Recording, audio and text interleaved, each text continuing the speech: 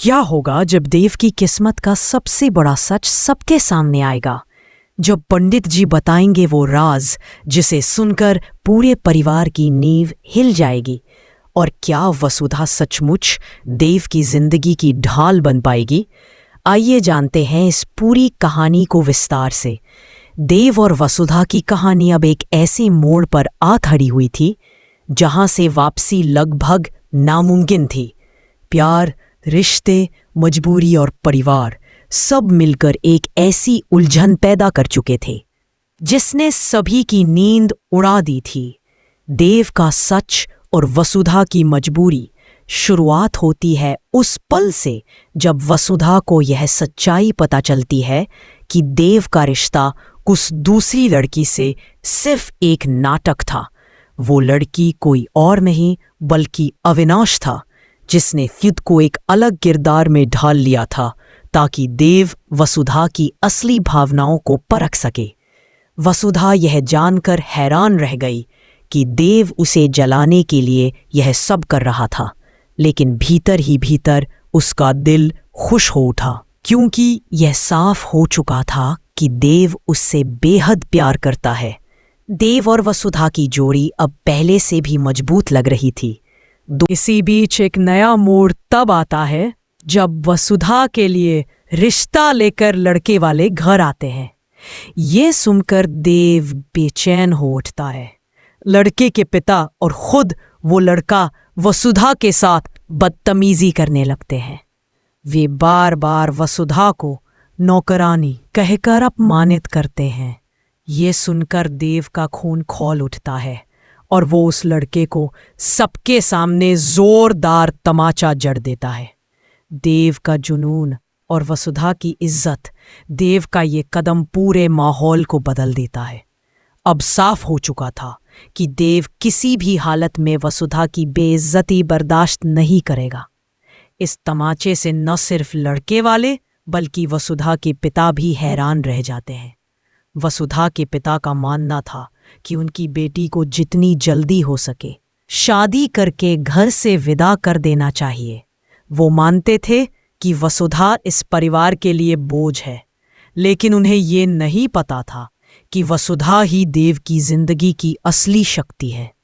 पंडित जी का खुलासा कहानी में असली ट्विस्ट तब आता है जब पंडित जी देव की कुंडली देखते हैं और उन्हें ये संकेत मिलता है कि देव की जिंदगी की रक्षा सिर्फ और सिर्फ उसकी पत्नी ही कर सकती है। चंद्रिका का गुस्सा, लेकिन क्या चंद्रिका इतनी आसानी से इस सच को स्वीकार करेगी? बिल्कुल नहीं। चंद्रिका कभी भी वसुधा को अपने घर की बहू नहीं मानना चाहती। वो वसुधा को अपने बेटे के लायक नहीं समझती। अब सवाल ये है कि जब पंडित जी यह सच सबके सामने रखेंगे तो चंद्रिका अपने बेटे देव और उसकी जिंदगी के लिए कौन सा फैसला लेगी? दोस्तों, अगर आपको लगता है कि देव और वसुधा की जोड़ी सचमुच एक दूसरे के लिए बनी है, तो हमें कमेंट में ज़रूर बताइए। क्या आप चाहते हैं कि चंद्रिका जल्दी ही इस रिश्ते को स्वीकार कर ले? अपनी राय हमारे साथ शेयर करें। दोस्तों, अब कहानी उस मोड़ पर आ चुकी है जहां भावनाएं, रिश्ते और सच्चाई सब कुछ एक साथ टकरा रहे हैं। देव और वसुधा के रिश्ते की परीक्षा अभी खत्म नहीं हुई है, बल्कि अब तो असली कहानी शुरू हुई है। चंद्रिका की जिद और पंडित जी का सच। पंडित जी जब वसुधा की तस्वीर चंद्रिका को दिखाते हैं और कहते हैं कि यही वह लड़की है जो देव के जीवन का भाग्य बदलने वाली है, तो वहां मौजूद सब लोग हैरान रह जाते हैं। चंद्रिका का चेहरा क्रोध और अविश्वास से भर जाता है। वसुधा की चुप्पी और मजबूरी। वसुधा इस पूरे समय चुपचाप खड़ी रहती है। उसके दिल में डर भी है और हिम्मत भी। डर इस बात का कि समाज और परिवार उसे अपनाएगा या नहीं, और हिम्मत इस बात की कि देव ने पहली बार इतने खुले दिल से उसके साथ खड़े होने की बात कही है। लेकिन उसके पापा अब भी यही चाहते हैं कि वसुधा की शादी किसी और घर में हो जाए। उन्हें लगता है कि देव का परिवार कभी उसे स्वीकार नहीं करेगा और उनकी बेटी को सिर्फ तकलीफें मिलेंगी। अपमान का मंजर इसी बीच जब लड़के वाले वसुधा को देखने आते हैं और लड़का तथा उसके पिता वसुधा को नौकरानी कहकर अपमानित करते हैं, तो देव का धैर्य टूट जाता है। वह सबके सामने उस लड़के को जोरदार तमाचा मार देता है। पूरा माहौल सन्नाटे में बदल जाता है। वसुधा की आंखों से आंसू निकल आते हैं, लेकिन इस बार यह आंसू अपमान के नहीं बल्कि खुशी और गर्व के होते हैं। देव ने सबके सामने उसे बचाया था। उस चंद्रिका यह सब सुनकर और ज्यादा नाराज हो जाती है। वह सोचती है कि अगर देव ऐसे ही वसुधा के लिए खड़ा होता रहा तो वह कभी उसकी बात नहीं मानेगा। वसुधा और देव का रिश्ता गहराता है। इन सब घटनाओं के बाद देव और वसुधा का रिश्ता और गहरा हो जाता है। दोनों एक दूसरे के और करीब आ जाते हैं। वसुधा को पहली बार महसूस होता है कि चाहे कितनी भी मुश्किलें क्यों ना आए, देव हमेशा उसके साथ खड़ा रहेगा। देव वसुधा से कहता है, अब चाहे दुनिया मेरे खिलाफ हो जाए, मैं तुम्हारा साथ कभी नहीं छोड़ूंगा। वसुधा इन शब्दों को सुनकर भावुक हो जाती है और चुपचाप देव के कंधे पर सिर रख देती है। चंद्रिका का अगला कदम। लेकिन दोस्तों, कहानी यहीं खत्म नहीं होती। असली ड्रामा तो अब शुरू होता है। चंद्रिका यह तय करती है कि वह किसी भी हाल में वसुधा को घर की बहू नहीं बनने देगी। वह सोचती है कि अगर पंडित जी की बात सच है तो इस सच को मिटाना ही पड़ेगा। वह अपनी चालें चलना शुरू कर देती है। कभी वसुधा को ताने देती है, कभी घरवालों को उसके खिलाफ भड़काती है, लेकिन वसुधा हर बार चुपचाप सब सहन करती है, क्योंकि उसे पता है कि देव उसके साथ।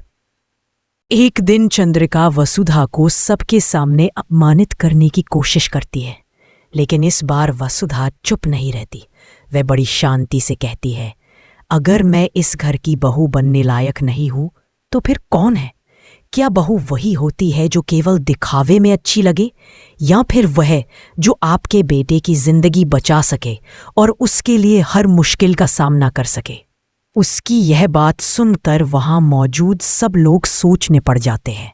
देव को गर्व होता है कि वसुधा अब सिर्फ प्यार करने वाली नहीं बल्कि अपनी इज्जत के लिए खड़े होने वाली महिला भी है। दोस्तों, आपको क्या लगता है? क्या वसुधा का साहस चंद्रिका का दिल बदल पाएगा? क्या चंद्रिका सच को स्वीकार कर लेगी या फिर नई चाल चलेगी? अपनी राय हमें कमेंट में ज़रूर बताइए, और अगर कहानी का यह मोड़ आपको अच्छा लगा हो तो इसे शेयर करना और सब्सक्राइब करना न भूलें। दोस्तों, अब आते हैं कहानी के सबसे रोमांचक और भावनात्मक हिस्से पर।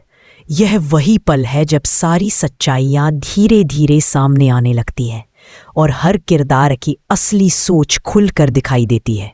देव और वसुधा की जिंदगी अब एक नए मोड़ पर खड़ी थी। देव ने सबके सामने वसुधा का वसुधा ने यह सब सुना तो उसकी आंखों में आंसू आ गए। उसे लगा कि आखिरकार किस्मत भी यह साबित कर रही है कि वह देव की पत्नी है, लेकिन उसे चंद्रिका का विरोध भी झेलना पड़ेगा।